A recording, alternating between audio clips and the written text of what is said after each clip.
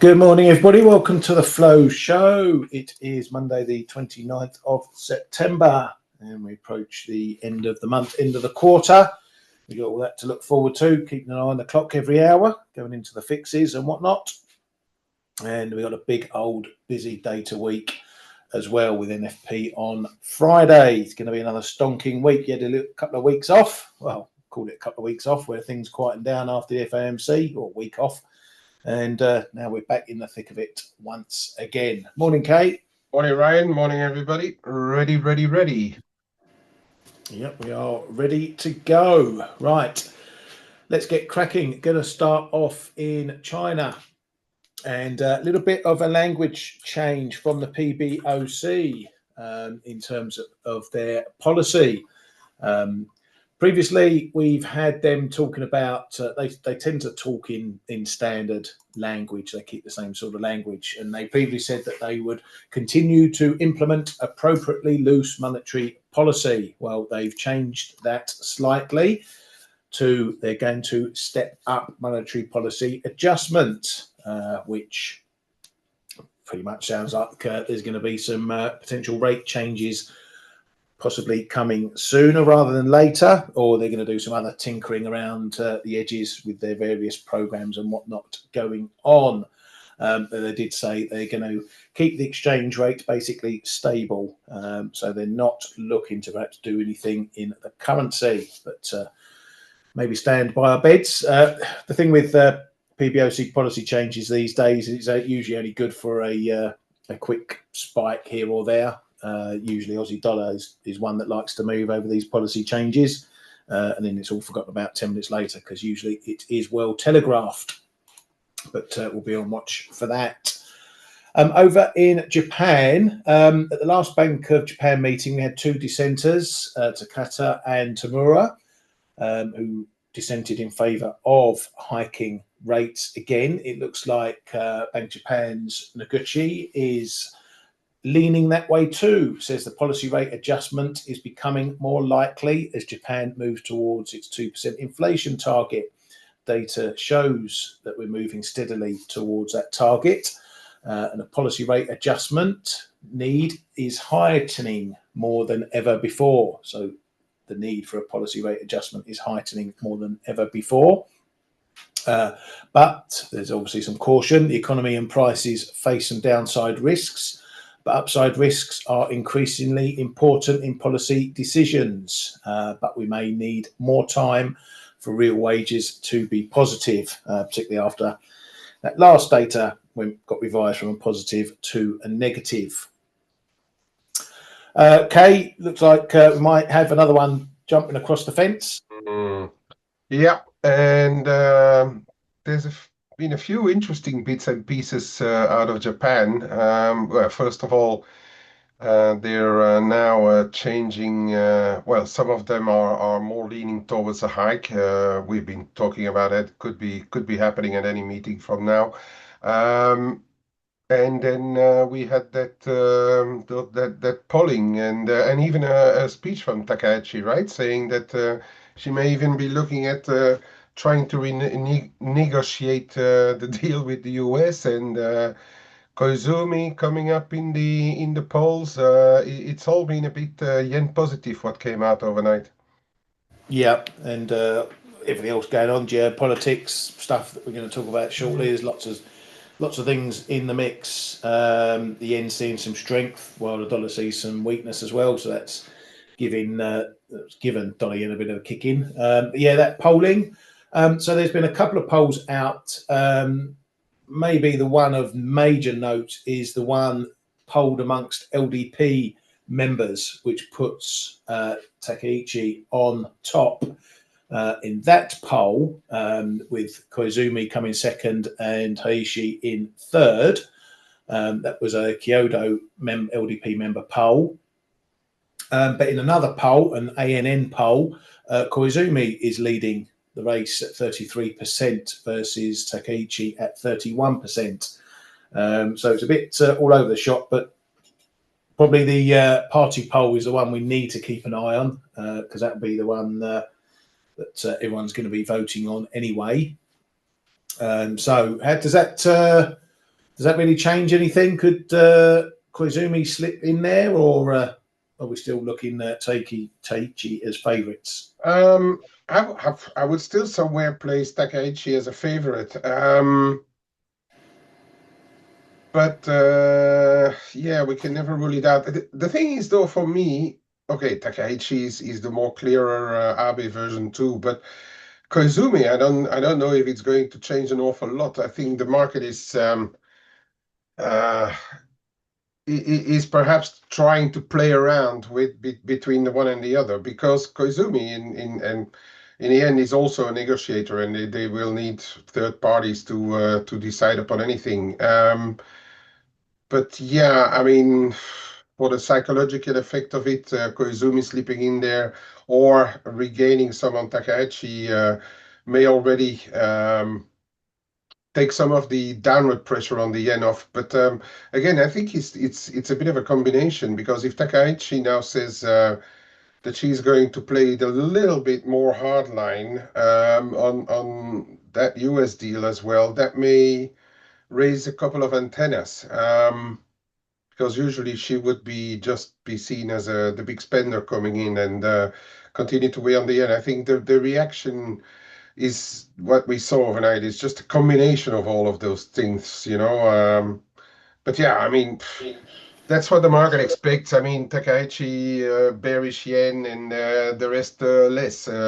But we've seen that the harder liners, like Motegi, for instance, they don't really find enough support. So, again, is it not all going to be like a temporary setback on all things yen? That's still somewhere in my mind. Yeah, I think so. Right, moving on over to the UK. Citi YouGov poll on inflation has the short-term inflation expectation staying steady at 4%. Longer term increased from 3.9 to 4.1%. So a bit of pain in the polling for the Bank of England. That hasn't stopped. Bank of England's Dingra over the weekend calling for more rate cuts, saying the factors driving rising costs in the UK will soon fade, and claiming the economy will be damaged by restrictive monetary policy. There's also another policy that might do some damage. It's fiscal policy. Reeves has started her offensive ahead of the budget in just over a month's time, nearly 2 months' time. She's been out and about, presses, TV, radio, all over the shop.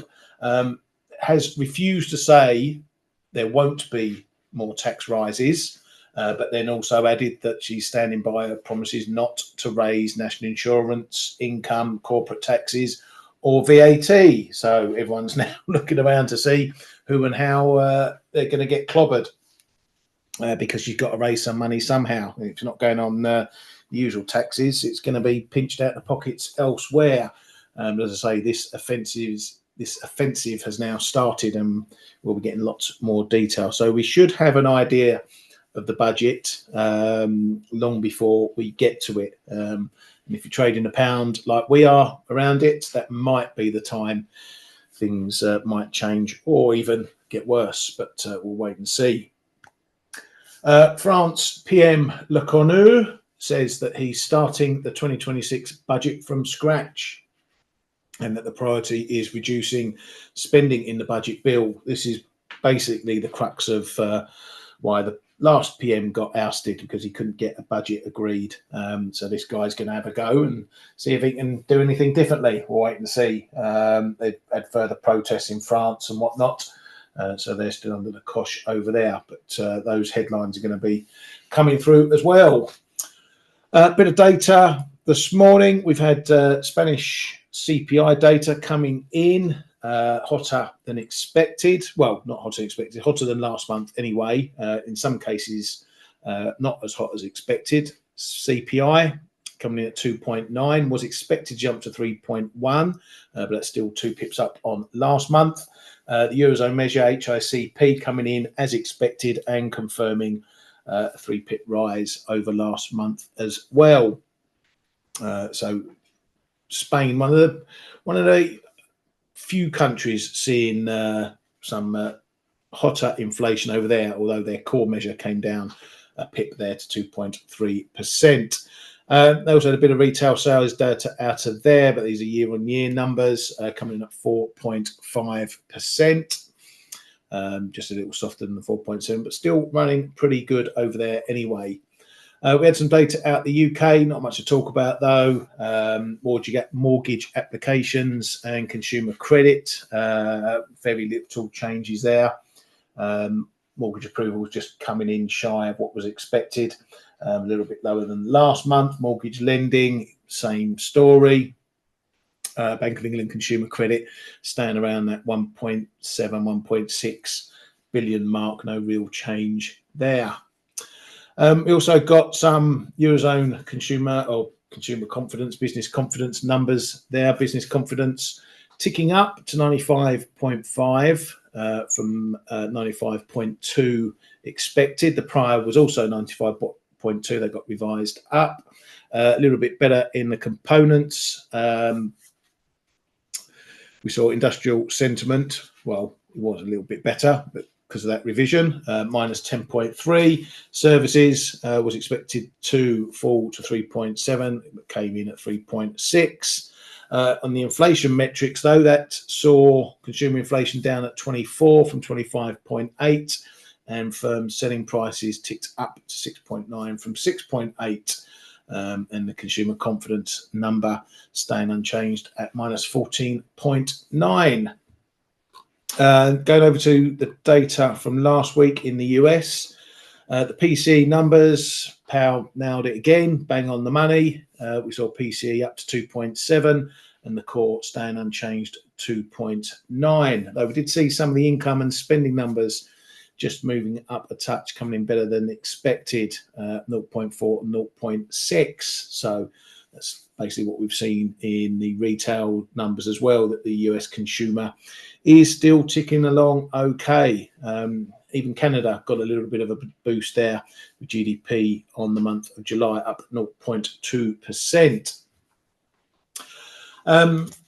University of Michigan consumer confidence number. This was the final read. That dipped back a little bit. Headline consumer sentiment 55.1 from 55.4 previously.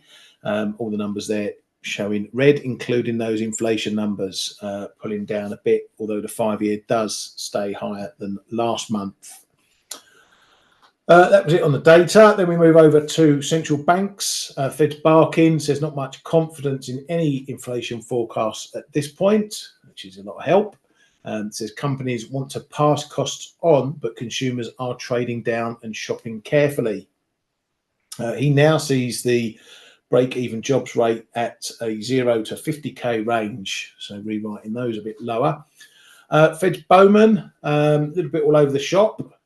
Says we've seen a more fragile labour market shown in recent data, and that it's time to act decisively and proactively to protect jobs, but prefers a gradual approach to rate changes. So she was one of the ones who might have been expected to call for a 50, but ended up not. But she wants to be decisive and proactive, but only wants gradual rate changes. So try and square that circle. Fed's Hamak says we have pressure in inflation, particularly in services. Trump was out squawking and taking victory laps, saying that the economic numbers were great last week. The White House issued a bit of a clarification on the pharmaceutical tariff, saying they do not apply to countries with negotiated trade deals, which goes for the likes of Japan and Europe. Though, funnily enough, the UK's pharmaceutical part of their trade deal was still under negotiation. So potentially the UK is facing 100% tariffs if those go ahead. Typical that we can't get everything sorted out in our trade deal, which was one of the first to be done, I'll have you know.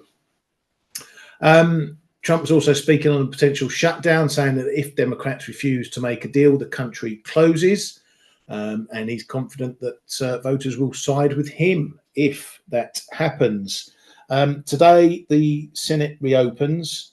So if there is anything to go through, it'll have to be shoved through pretty quickly. Otherwise, we've only got 2 days to go, and then it all shuts down. And we have to see exactly what gets shut down, and I'll talk about that in a moment. Russia has called the shooting down of Russian jets amounting to a serious spike of escalation near Russia's borders. So any threats to that, they won't take kindly to. Well, stop sending your fucking planes everywhere then. Russia's Medvedev says Europe cannot afford to wage war with Russia. Russia does not want conflict with Europe, but if such a conflict is unleashed, there is a real risk of it escalating into a war with weapons of mass destruction, and the possibility of a fatal accident still exists. Apparently, we were talking about this, and this is all part of that Axios interview last week. Zelensky apparently asked Trump for Tomahawk missiles, attempt to force Putin to make peace. Trump told him that he was open to providing new long-range weapons. US Special Envoy to Ukraine, Keith Kellogg, says there's no such thing as sanctuaries in Russia, and that Ukraine can conduct strikes deep within Russian territory, though he did add that it still requires US authorization for them to use US weapons inside Russia in specific instances. ABC News reported that classified US intelligence is warning of China's preparation for a Taiwan invasion, and that ties up with comments from China as well, because they've urged the US to uphold the One China principle and to oppose Taiwanese independence. But again, there's going to be some US bods travelling over to Taiwan for a visit in the next few days. So obviously the US sticking 2 fingers up at that. But we are getting this, we've been speaking about this pickup in rhetoric, Russia, Ukraine, the West and whatnot, and that's still bubbling over. So be prepared for anything untoward happening. Kay, got any thoughts on the latest mechanics of this Russia-Ukraine stuff? Yeah, it's not improving at all, right? And then the Chinese adding a little bit. It seems like they will want to link the Taiwan situation to any trade deal potentially as well. Yeah, I mean, it's not improving. Hasn't improved over the weekend. The biggest sending over of flying stuff over Ukraine in months from Russia. Yeah, I mean, all those risks that we're always talking about, they're just still there, and they don't seem to wane anytime soon, right? The one thing well, is just a small headline, because it hasn't really. I don't think that was any reason for the euro to come bid, but Fitch interestingly upgraded Spain. Finally, Spain got some recognition from one of those rating agencies. Yeah, well, what did they say? Well, they're not as shit as they were before. Spain a notch on Friday evening. Did they? Oh, congratulations! Yeah. They'll be partying in Spain over that one. We'll have to see if Leandro's in work today. He might be out celebrating that one.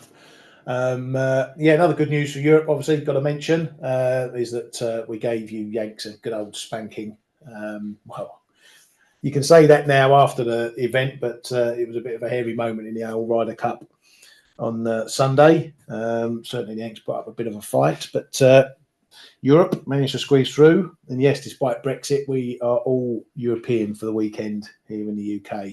So yeah, we turn it on when we need to. Right, let's move on. Let's have a look at what's coming up this week, because as I said, it is a busy old week. So we've got the RBA tomorrow, which it looks off the cards that they're going to do anything at that meeting. Any surprises from there? Maybe a hint at what's to come, Kay?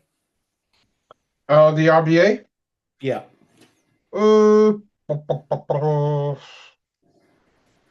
Don't change a steady hand right now. Well, probably like everybody, data depending, leaving the door open. Maybe the market will react a bit to it, but Bullock not being a dove. I suggest steady ship, and that's it for now. Yeah, I think so too. So they, particularly after that CPI report, got the market thinking that a rate cut was even further off the cards. I think people are penciling November as potential, though. I think that's their next meeting in November. But yeah, so this one might fly by without much fuss. Right, we've got some retail sales from the Germans, GDP data coming up from the UK. That'll be monthly numbers. It is a week of inflation from Europe, so we get flash numbers from France and Italy and Germany. We'll get all the regional numbers. Why are my clocks all out the sync?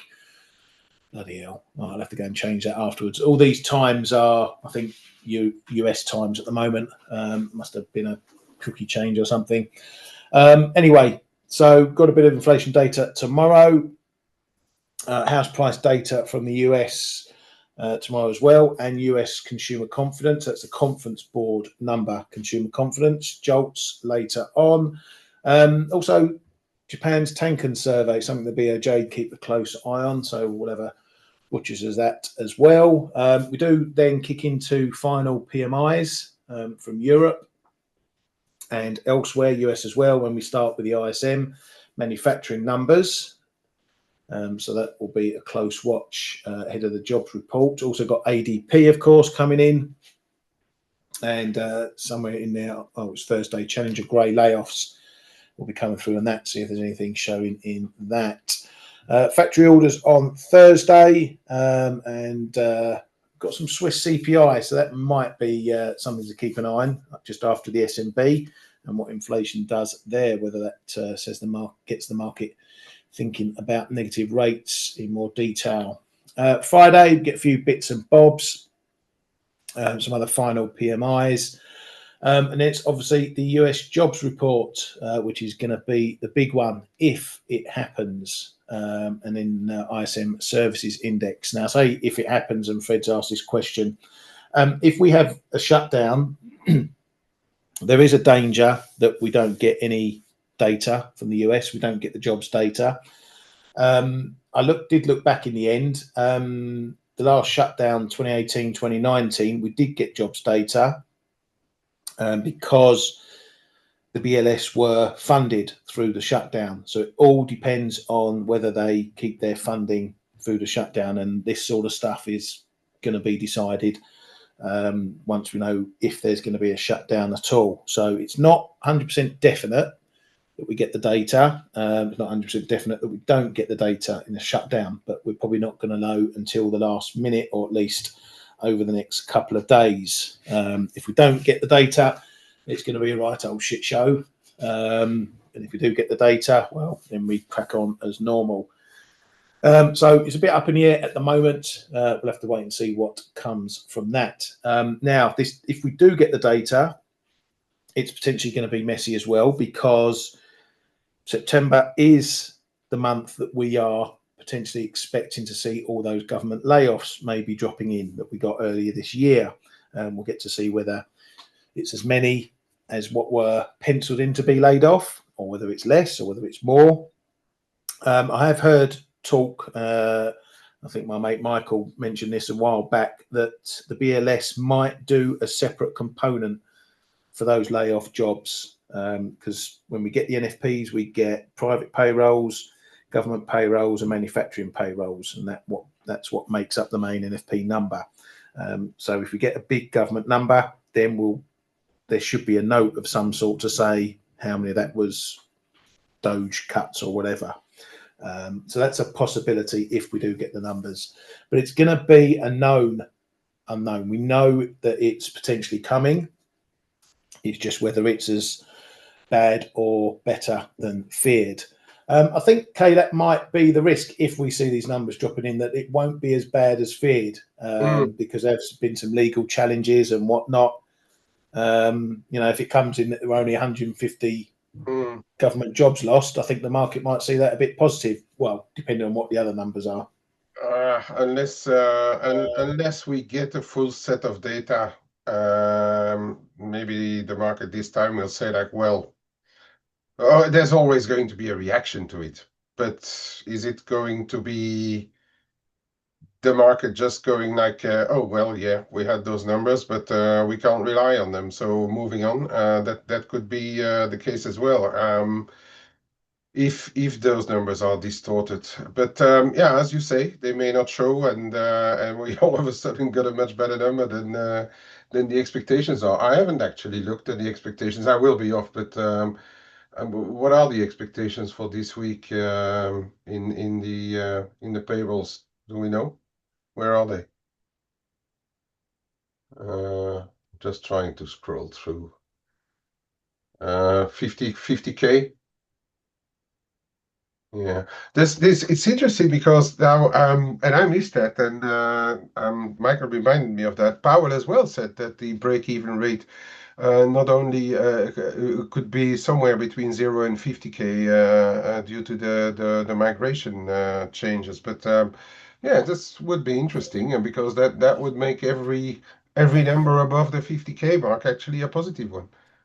Yeah, exactly. But obviously, we could see a negative headline number. So if it's As down well. 100, and but 200 of those are government jobs, then people will be taking those off and Mm. working out that it was actually a positive. So it could be a complete mess, this one, and I don't know how the algos are going to deal with it. We could get some fun and games on the initial release. So I think this time you've got to be very quick to see where those jobs are coming in. As I say, there's three categories: private, manufacturing, and government. Okay, so keep an eye on that number, because if you see a bad one there, but most of it is government, take those off, and that will give you a more real number, if you like. And if that turns a negative NFP into a positive, you might be able to grab a little opportunity there if you get in after the algos have reacted negatively. But yeah, I might take the day off as well. It's going to be a messy one. Yeah, I might finish early, and you can all deal with it. Anyway, I won't. Maybe isn't there a West Ham game with your new manager? Not a Friday afternoon at 1:30. No, Ah, yeah. no. Put on your shirt and at least pretend also. Yeah, I'll watch an old video, a cup final or something. Right. Anyway, so that's what we've got coming up this week. So it is going to be a busy one, and no doubt we're going to get lots of price moves in between. So keep an eye on those key data points. And obviously with the ISMs, as I said, services we get after the NFP this month, so that won't be used at all in doing any last minute expectation changes for rates and stuff for the Fed ahead of that jobs data. Right. Anyway, enough of that. Let's move on, have a look at some price moves that have been going on. As talking about dollar yen, a pretty steep move off of that high run that we got to the 150 level. We're back under this 148.80s as well, this range top that we've been stuck in for a few weeks, bar the odd exception like that and that and that. So potentially we are going back in the box, and it has been a case where this has been, as I say, a bit of a strong yen move pretty much around the crosses, but also twinned with a bit of a weakness in the dollar as well. So a bit of a double whammy for dollar yen at the moment. Kay, what's your thinking? Is this maybe we're seeing the month end stuff that the models were all predicting dollar selling, So or is it's this just risk? yeah, month end, quarter end, whatever end, whatever end, and then the combination of that, all that's been said, and people scaling back perhaps a bit of the on their short yen positions. I was a bit short yen as well, but let it all go, and just keeping things a bit neutral right now in the yen. Where I am a little surprised, not surprised, because okay, we had these headlines and stuff, but um, in my it's not a model, but my findings are that yen should not be sold for month end or quarter end because of the Nikkei and the Topix moves. But You never know, because the bank models are calling for, um, well, any currency buying versus dollar basically for month and quarter end. So I think it's more of a position adjustment right now because okay, we may see it, and that's the reason why I didn't keep it because if those models are right, yes, dollar yen could go a bit more down, but yeah, and all in all, I'm not yet on board with a stronger yen. That's for sure. But I'm happily going to let the market do whatever it needs to do for a month or quarter, and over the next couple of sessions, it may be that yeah that there is a bit of dollar selling against yen as well. But I think the moves that we see here, because they are also accompanied by lower crosses. That has more to do with those headlines that we had regarding the election. Takaichi, what was the guy, Noguchi, comments. They all came a bit together, and that has made the yen market think at least the yen shorts, right? Yeah, I think so too. Yeah, I've still got my longs in dollar yen. I'm going to keep Yeah. hold of those. I've still got my stops well out of the way. Well, I hope they're well out of the way, below 147. So this one can do a bit of walking around. And I think maybe again, once we're over the hump of what's going on with month end and whatever, we get back to the Japanese stuff and what's going on over there. And we'll have Absolutely. to see how that turns out. Yeah, because Takaichi is still the main risk to the yen. Mm-hmm. So yeah, still in the frame, and we'll see what happens. Is that going to be a long drawn out affair, that vote, or is it going to be we sort of come in the morning and know what's Um, going on? yeah, wow, I don't recall exactly if it's on the same day, but we should have the two main candidates come out and then they have a runoff. But I would suspect that they could all do it in one day. But I'm not 100% sure. I must admit. But if it's so, it's going to be done on fourth, I think eighth, yeah, um, fourth. I think last time Saturday. We they had three by runners. by Go on. by Monday market open, we should know. Yeah, because I think if I remember the Ashiba stuff, we had three runners that then got knocked down to two. Because that was when Takaichi got knocked. She got knocked out in the first round. Oh, did she get knocked out in the first round? No, I can't no, no, remember. no. She was the No, runner-up. she came She was second. It the was one running off against Ishiba. yeah, and then I can't remember if it was the same day or day after when But if it's the the next day after, one. we will still know before markets open. Yeah, okay.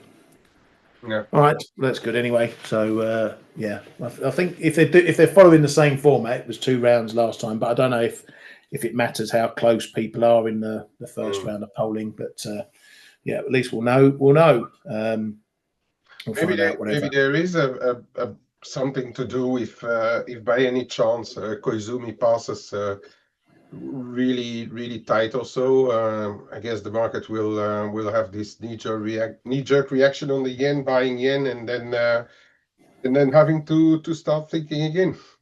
Yeah, yeah. So keep an eye on your yen trading going into the weekend because it could be a bit of a gap Monday when we know the results or whatever. Right. Anyway, moving on. Euro sterling had a little pokey under the level again, 87.20. It's back above.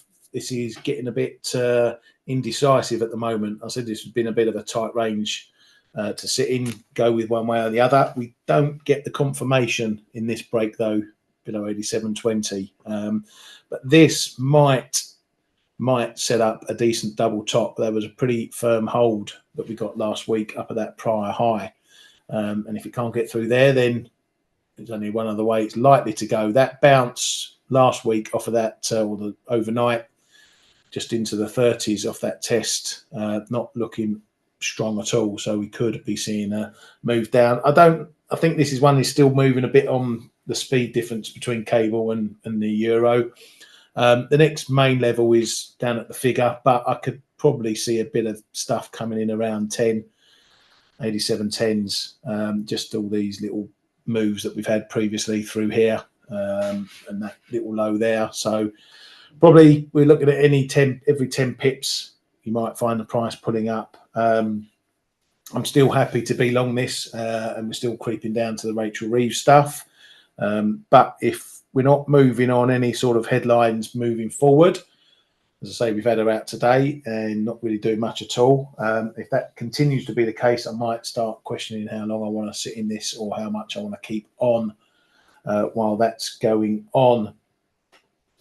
The only one I want to look at before I punch it over to Mr. K for a couple is dollar MEX, because after that move above 1850, we got back under and started holding under again, and that's seen the price wash out a bit. I think another case of, well, we couldn't hold a break, so the other way is down. I've just put this in for more visual purposes. We were in this uptrend off of this low, this bounce, and we looked like we were breaking it. But I think this level here, 1830s, is a bit of a do or die level for this one. If we're breaking that, then that's going to pretty much break that, and we'll end up maybe going back down towards here. But this is all very short-term price action, so I'm not going to be relying on it. I'm just doing it for the visuals. As you can see, we're just trying to move back above that line again. Keep on there. But, what? Have you noticed, and I really noticed that, is that the past two sessions, Mexico got actually bought into the London fixing. The dollar MEX got sold pretty heavily, actually, on Friday, where the rest of the dollars was like, yeah, a bit lukewarm here and there. We had a little bit of last-minute action from the US corporates, perhaps, but then dollar MEX got sold twice, and specifically into the London fixing. So I'm not excluding that we actually go to see the low of the range before this month is over, because it was very noticeable. Yeah, I saw that after I'd got out me 18. Take me profit at 1840s. It carried on going. Me too. Yeah. So at the moment we're bang in the middle. So yeah, I mean, I might have a little nibble long at the range bottom if it's a fixed driven move. Just to see watch tomorrow. Huh? Yeah, see if we test that area and then see what it wants to do. But I don't see at the moment. I don't see a case why either side should break significantly. So it could set up for a bit of range trading. The fact that we couldn't hold that 1850 break for any length of time, pretty telling. So yeah, trade with the clock, huh? Yeah, trade with the clock, and then see if this level, if we've sort of cracked the door, and whether another move up gets through a bit more easier. But I think if we get a move above another time that starts to hold on any dip backs, I think that's the one potentially to go with on the long side. But we shall see. We shall see. Yeah, I think so. I think the start of October, depending on where we end tomorrow, start of October could be actually pretty interesting. And in the meantime, any move above or below, depending on what time we are trading it, could be a bit of a fakey as well. But I would rather think that looking at what we did end of last week, I don't know if there are any, with those remittances, etc. I mean, that always muddles the picture a little bit, the fundamental picture a bit. Maybe the seasonals also are playing here in play, and then in which case we could actually see the acceleration tomorrow and then completely reverse to the downside. Yeah, absolutely. Right, I'm going to hand it over to you, mate. And while I'm doing that, Ali, you know what it's like. We like to have a look at trades now and again. And we are not angry.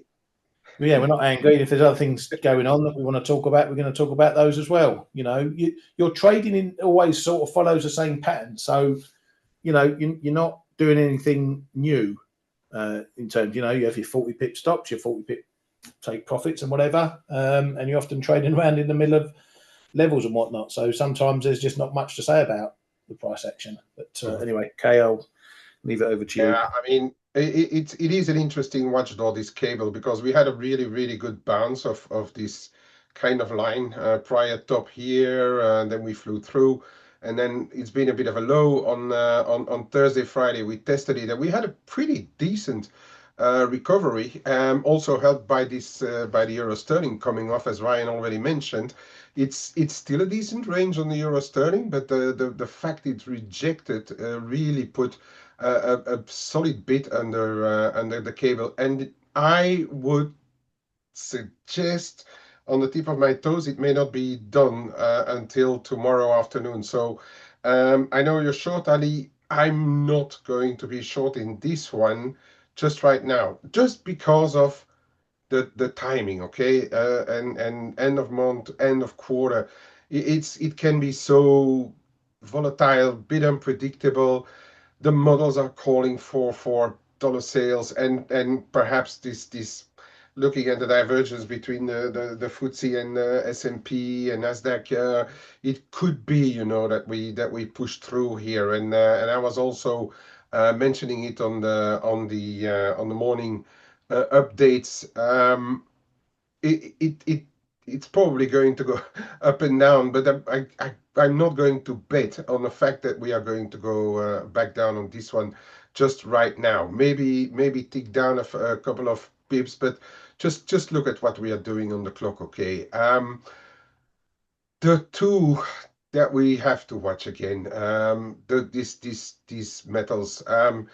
It's just a case, all those reasons about geopolitics, shortage of supply, etc., etc., etc., have again added another $50 to gold, for instance. We opened at around 37.60, and we went up to 38.20. Where does it stop? We just don't know. Okay.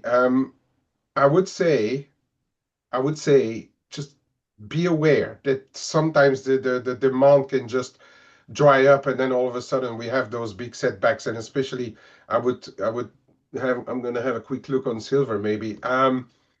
But for whatever reason we bought it and the market bought it before, those reasons are still there. So whatever setback we have is probably going to be limited to demand drying up right now, but I guess we are going to find support anywhere if we would be back in this zone here. I would only be really looking for deeper setbacks if we start to get back below this zone here, okay? And it's valid for most of the metals. I'm only going to look at gold and silver, but I know that Stelios, for instance, is also still in platinum, and that thing is also ramping higher. It is very difficult still to call a top. If you want to sell into it, it's just going to be a lucky shot, basically, lucky shot. There's nothing fundamental to drive it back down right now. That's just as simple as that. Um, on the day, though, we could have a first indication that the buyers are gone, and I would perhaps look at it from the US session side as well, because Europe, as we are seeing again, we entered at around 38.15 this morning, trading 38.09. Europe is still not the biggest part, or still not the main players in this, but US is. So watch those US sessions. Um, and again, I'm just looking at what happened prior months. We do also have, and maybe those are contracts, etc., to be settled. We do sometimes see pretty violent move into month ends as well in the metals, and being quarter end, it could be the case. Maybe that is what is driving this whole thing until tomorrow. We will see. And then afterwards, maybe the demand will drop off, and we will see a deeper retracement. But also as I said, keep an eye on the clock. And it could be that if they are not done yet, any move back down to 37.90 already sees demand. But we have to look at those extra extensions, and I would say especially these two here, around 38.80 and around just shy of 4,000 if we continue to rally into month quarter end. The market is talking about this 4,000, but I really think again, look at what's happening at the clock and what time that we potentially hit those next levels. I would say start. I would be a bit careful once the month is over. Silver, and I'm here on the very, very long term. 45.40. We didn't even grant a look at it. We closed above on Friday, and Asia needed another buck to it. We clearly eyeing that 2011 high. I don't see much here. Some people are looking at 48, but I really don't see much before we have that high here, just shy of 50. There is a bit of an extension level just above 50 and a half. I would say though, if we see that hit in the next two sessions, be careful what happens afterwards, all right? Because it could be, as I said, that we are building up towards this end of the month, and then all of a sudden see demand drop away. But again, if you look at what people are talking about, the supply, the need, and I've already been saying it, as unfortunate as it may be. I mean, if you look at whatever drones, warfare, whatever is used from that side, they also need silver for conductors, even gold. And there is still a valid fundamental reason why those things are remain very big. But okay, nothing goes one way, and this has been going one way. If you look at, okay, we've had this enormous spike in 2020 on the back of COVID. We had this move as well after the global financial crisis, where it rallied. But now this is starting to shape up as a really exceptionally fast rally. So if we would get up there, I would be a bit careful. Okay, if we hit it there, and especially looking at the clock, then all right, looking at when we are hitting it. Okay, what else? Don't have too much else to. Basically, we are in this scenario of the dollar giving it back, and again, we've been talking about it often. Bit of resistance here in the euro dollar, but watch the clock, guys. I think before the end of tomorrow, we may have recovered a little bit more, and it's valid for most of the dollars. The only one where I'm a little reluctant, I don't want to really play it, is the Kiwi, because the Kiwi is still showing a lot less buoyancy than for instance it's causing the Aussie dollar, which is already recovering much better. And an interesting little level here is really close on the Aussie dollar. If it starts to break above 65 three quarters, sorry, I think we can have a bit of a wander back into the 66s. So that is rather that side of the market that I'm looking at right now. Ali, I'm not angry at you, but you're asking me about the Euro Swiss. Look at it. Look at it. What do you want to do with Euro Swiss? Give me a valid reason to do anything at all in the Euro Swiss. Ryan, back over to you, mate. Thank you very much, mate. Yeah, we'll call that a day for today. We've got you set up for the week ahead, what's coming up. Trade safe, trade well, and we'll see you all nice and early tomorrow. Have a good one. Hey traders, this is Blake Morrow with ForexAnalytix. Thanks for stopping by our YouTube channel.